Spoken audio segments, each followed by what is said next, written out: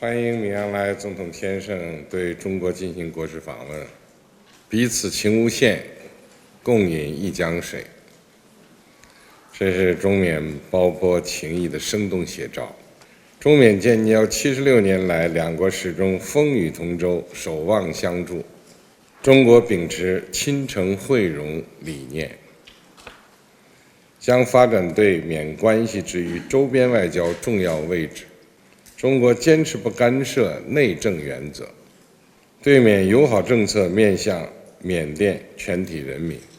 坚定支持缅方维护主权和领土完整，坚定支持缅甸新政府统筹发展和安全，找到符合国情、人民拥护的正确发展道路。ဆုတော်ခင်ဗျာကျွန်တော်ပေါ်မှာနိုင်ငံတော်သမ္မတဖြစ်ရွေးချယ်တင်မြှောက်ခံပြီးတဲ့နောက်နိုင်ပိုင်းအတွင်းမှာပဲအဆွေတော်ကဝမ်းမြောက်ကြောင်းတဝန်တော်ကိုပထမဆုံးလက်ခံရရှိခဲ့တာဖြစ်ပါတယ်။ဒါဟာမြန်မာနိုင်ငံတရုတ်နိုင်ငံရဲ့မြန်မာနိုင်ငံအစိုးရအသစ်ပေါ်မှာအလေးနဲ့ထားဖို့နဲ့ကျွန်တော်တို့နှစ်ဦးကြားမှာခင်မင်ရင်းနှီးမှုကိုလည်းပြသနေတာဖြစ်ပါတယ်။အဆွေတော်ခင်ဗျာကျွန်တော်ရဲ့တရုတ်နိုင်ငံတို့လောက်လက်ပတ်မှုဟာ73ကြိမ်မြောက်ခီးစဉ်ဖြစ်ပါတယ်။တရုတ်နိုင်ငံရဲ့ဖွံ့ဖြိုးတိုးတက်မှုဒီညီအေးချမ်းမှုနဲ့အတူရှိတွဲနေထိုင်ပါတယ်ဆိုလို့ကျွန်တော်အခိုင်အမာပြောကြားလိုပါတယ်